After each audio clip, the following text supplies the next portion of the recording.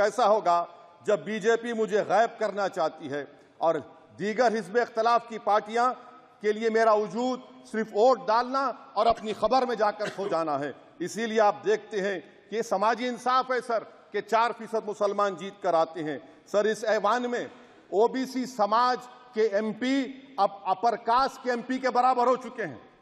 OBC समाज के MP अब अपर कास्ट एमपी के बराबर हो चुके हैं और 14% मुसलमान सिर्फ 4% जीत कर आते हैं। CSDS का डेटा ये बताता है कि इस मुल्क में जो वोट बैंक है, जो एक मुश्त वोट डालता है, वो अपर कास्ट का है। मुसलमान का कभी ना वोट बैंक था ना कभी रहेगा। सर 4 जून के बाद 6 मुसलमानों की मॉब लिंचिंग हुई। 11 घरों को मध्य प्रदेश में मोदी के बुलडोजर ने निस्तो नाबूद कर दिया। हिमाचल प्रदेश में एक मुसलमान की एक दुकान को लूट लिया गया और हिज़्ब इख्तिलाफ की पार्टियों की तरफ से सन्नाटा है।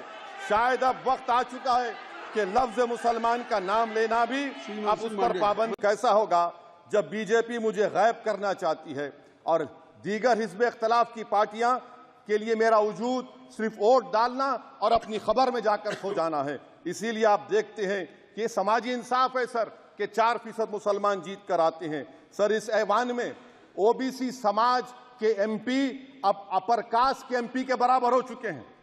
ओबीसी समाज के एमपी अब अपर कास्ट एमपी के बराबर हो चुके हैं और 14% मुसलमान सिर्फ 4% जीत कर आते हैं। CSDS का डेटा ये बताता है कि इस मुल्क में जो वोट बैंक है, जो एक मुश्त वोट डालता है, वो अपर कास्ट का है। मुसलमान का कभी ना वोट बैंक था ना कभी रहेगा। सर 4 जून के बाद 6 मुसलमानों की मॉब लिंचिंग हुई। 11 घरों को मध्य प्रदेश में मोदी के बुलडोजर ने निस्तो नाबूद कर दिया। हिमाचल प्रदेश में एक मुसलमान की एक दुकान को लूट लिया गया और हिज़्ब इख्तिलाफ की पार्टियों की तरफ से सन्नाटा है। शायद अब वक्त आ चुका है कि लफ्ज मुसलमान का नाम लेना भी अब उस पर पाबंद।